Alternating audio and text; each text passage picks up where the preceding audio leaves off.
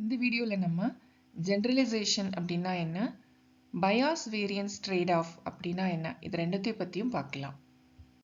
First generalisation அப்படின்னா என்னன்னு பார்க்கலாம். இப்போ நம்ம ஒரு சாம்பிளுக்கு ஒரு டேட்டா செட்டை வச்சு மெஷினை ட்ரெயின் பண்ணுறோம். ஸோ இதுதான் ஆப்பிள், இதுதான் பனானா, இதுதான் ஆரஞ்சு, அந்த மாதிரி ட்ரெயின் பண்ணுறோம். இப்போ ட்ரெயின் பண்ணி முடிச்சதுக்கு அப்புறமா அந்த மெஷின் எப்படி கரெக்டாக ப்ரெடிக்ட் பண்ணுது அப்படின்னு செக் பண்ண போகிறோம். இப்போ மாடலோட பெர்ஃபார்மன்ஸை செக் பண்ணுறதுக்காக இந்த டேட்டா செட்டில் இல்லாத புது, அதாவது நியூ அன்சீன் டேட்டாவை கொடுக்க போகிறோம். இப்போ பார்த்தீங்க அப்படின்னா இதில் ரெட் ஆப்பிளை வச்சு ட்ரெயின் பண்ணியிருப்போம். இப்போ நியூவாக கொடுக்குற டேட்டா க்ரீன் ஆப்பிள். ஸோ இந்த நியூ டேட்டாவில் மெஷின் எப்படி கரெக்டாக ப்ரெடிக்ட் பண்ணுது, ஸோ அந்த பெர்ஃபார்மன்ஸை செக் பண்ண போகிறோம். அதைத்தான் ஜென்ரலைசேஷன் அப்படின்னு சொல்கிறோம். இப்போ ஜென்ரலைசேஷன் அப்படின்னா என்ன, models ability to perform well on new unseen data அப்படின்னு சொல்கிறோம். இப்போ இந்த மாடலோட பெர்ஃபார்மன்ஸை பேஸ் பண்ணி அதை 3 கேட்டகரியாக பிரிக்கிறோம். ஒன்று அண்டர் ஃபிட்டிங், இன்னொன்று பேலன்ஸ்ட், இன்னொன்று ஓவர் ஃபிட்டிங். ஸோ இதெல்லாம் என்னன்னு பார்க்கலாம். அண்டர் ஃபிட்டிங் அப்படின்னா என்ன, இப்போ நம்ம மெஷினை ட்ரெயின் பண்ணுறோம். எப்படி ட்ரெயின் பண்ணுறோம் அப்படின்னா ரொம்ப பேசிக்காக ட்ரெயின் பண்ணுறோம். எப்படி பேசிக்காக ட்ரெயின் பண்ணுறோம், இப்போ இந்த பிக்சரை பாருங்கள். ஸோ இதில் என்ன மெஷினுக்கு சொல்லி கொடுக்கும் அப்படின்னா 2 ஐஸ் இருந்துச்சு, ஒரு நோஸ் இருக்குது, ஒரு மவுத் இருக்குது, இப்படி பேசிக் ஃபீச்சர்ஸை வச்சு ட்ரெயின் பண்ணுறோம். இதெல்லாம் இருந்துச்சுன்னா ஹியூமன் அப்படின்னு மெஷினுக்கு சொல்லி கொடுக்குறோம். இப்போ அடுத்தது மெஷினோட பெர்ஃபார்மன்ஸை செக் பண்ண போகிறோம். நியூவாக ஒரு டேட்டா கொடுக்குறோம். எதோட பிக்சர் கொடுக்குறோம் அப்படின்னா கேட்டோட பிக்சரை கொடுக்குறோம். இப்போ மெஷின் எப்படி இதை ப்ரெடிக்ட் பண்ணும், ஏன்னா அது ஆல்ரெடி பேசிக் ஃபீச்சர் தான் படிச்சிருக்குது. என்ன படிச்சிருக்கு அப்படின்னா 2 ஐஸ், ஒரு நோஸ், ஒரு மவுத் இருந்துச்சுன்னா அது ஹியூமன்னு அது லேர்ன் பண்ணிருச்சு. ஸோ இப்போ நியூவாக கொடுக்குற டேட்டா கேட்டாக இருந்தாலும் அது என்னன்னு சொல்லும், இட் இஸ் அ ஹியூமன் அப்படின்னு சொல்லும். ஸோ இதைத்தான் அண்டர் ஃபிட்டிங் அப்படின்னு சொல்கிறோம்.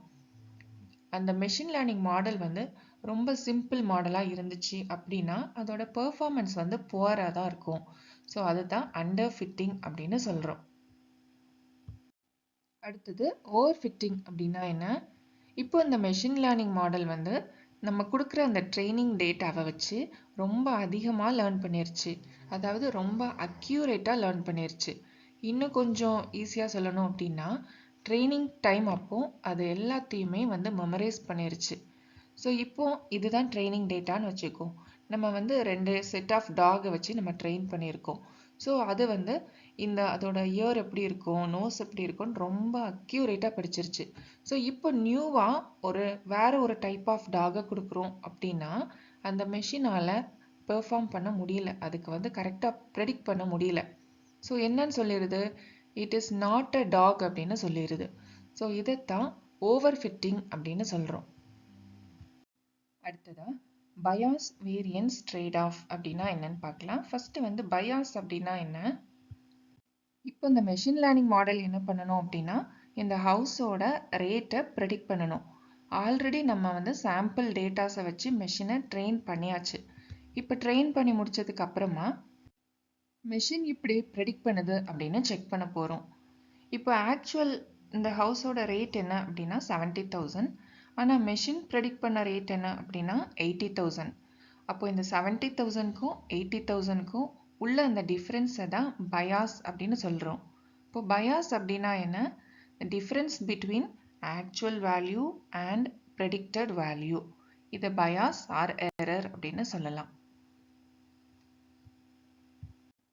அப்போ அந்த எரர் ரேட் அதிகமாக இருந்துச்சுன்னா மாடல் எப்படி இருக்கும், அண்டர் ஃபிட்டிங்காக இருக்கும். அடுத்தது வேரியன்ஸ் அப்படின்னா என்னன்னு பார்க்கலாம்.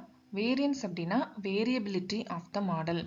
இன்னும் கொஞ்சம் ஈஸியாக புரியணும் அப்படின்னா இனிஷியலாக நம்ம ஒரு ட்ரைனிங் டேட்டா செட்டை வச்சு மெஷினை ட்ரெயின் பண்ணுறோம். இப்போ இந்த ட்ரைனிங் டேட்டா செட்டில் என்ன இருக்குது, ரெட் ஆப்பிள்ஸ் இருக்குது. இப்போ மெஷின் எப்படி லேர்ன் பண்ணிக்கும் அப்படின்னா ஆப்பிளோட கலர் ரெட்டாக இருக்கும், அதோட ஷேப் ரவுண்டாக இருக்கும். ஸோ இந்த மாதிரி அது அக்யூரேட்டாக லேர்ன் பண்ணிருச்சு. இப்போ அடுத்ததா நியூ டேட்டா செட் கொடுக்குறோம், இன்னொரு டேட்டா செட்டை வச்சு மெஷினை ட்ரெயின் பண்ணுறோம். இப்போ இந்த டேட்டா செட்டில் என்ன இருக்குது அப்படின்னா க்ரீன் ஆப்பிள் இருக்குது. ஸோ இப்போ இந்த க்ரீன் ஆப்பிளை கொடுக்கும் போது மெஷினுக்கு கன்ஃபியூஸ் ஆகும் அப்படி தானே. ஸோ ஆல்ரெடி என்ன லேர்ன் பண்ணிருச்சு, ஆப்பிளோட கலர் ரெட்னு லேர்ன் பண்ணிருச்சு. இப்போ நம்ம நியூவாக கொடுக்குற டேட்டாவில் உள்ள ஆப்பிளோட கலர் வந்து க்ரீன். ஸோ இப்போ இந்த ரெண்டு டேட்டாக்கும் அது எப்படி ப்ரெடிக்ட் பண்ணுமோ ஸோ அந்த வேரியேஷனை தான் வேரியபிலிட்டி அப்படின்னு சொல்கிறோம். அப்போ வேரியன்ஸ் ஹையாக இருந்துச்சுன்னா அந்த மாடல் எப்படி இருக்கும்? ஓவர் ஃபிட்டிங்காக இருக்கும். இப்போ இந்த டயக்ராம் பாருங்க. இதில் எக்ஸ் ஆக்சிஸில் இருக்கிறது மாடல் காம்ப்ளெக்சிட்டி, ஒய் ஆக்சிஸில் இருக்கிறது வந்து எரர் ரேட். இப்போ இந்த க்ரீன் கலர் லைனை வந்து வேரியன்ஸ்னு சொல்கிறோம், ப்ளூ கலர் லைனை வந்து பயாஸ்ன்னு சொல்கிறோம்.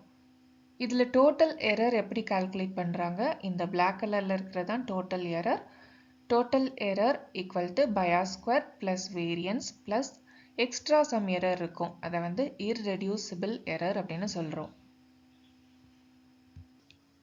இப்போ இந்த பயாஸ் ஹையாக இருக்குது, வேரியன்ஸ் லோவாக இருக்குது அப்படின்னா இதை என்னன்னு சொல்லுவோம் அப்படின்னா அண்டர் ஃபிட்டிங் அப்படின்னு சொல்லுவோம்.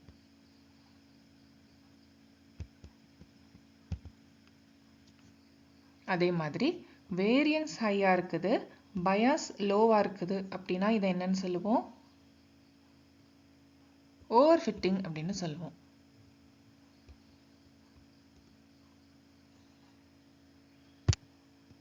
ஸோ இப்போ இந்த நடுவில் இருக்கிற லைனை தான் ஆப்டிமல் ஜோன் அப்படின்னு சொல்கிறோம். இதுதான் perfect balance between bias and variance.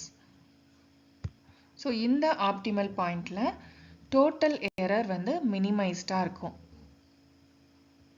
So இப்போ நம்ம என்ன கற்றுக்கிட்டோம் அப்படின்னா, பயாஸ் ஹையாகவும் வேரியன்ஸ் லோவாகவும் இருந்துச்சுன்னா, அதாவது high bias and low variance இருந்துச்சுன்னா மாடல் வந்து அண்டர் ஃபிட்டிங்காக இருக்கும். அடுத்தது வேரியன்ஸ் ஹையாக இருந்துச்சு, பயாஸ் லோவாக இருந்துச்சு அப்படின்னா மாடல் எப்படி இருக்கும்? ஓவர் ஃபிட்டிங்காக இருக்கும். இப்போ வேரியன்ஸும் ஹையாக இருக்குது, பயாஸும் ஹையாக இருக்குது அப்படின்னா அந்த மாடல் வந்து ட்ரைனிங்லையும் சரியாக பெர்ஃபார்ம் பண்ணாது, டெஸ்டிங்லையும் சரியாக பெர்ஃபார்ம் பண்ணாது.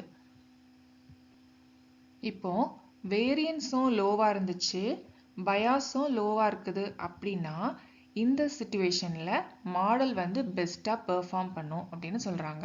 இதை தான் பர்ஃபெக்ட்லி பேலன்ஸ்ட் மாடல் அப்படின்னு சொல்கிறோம்.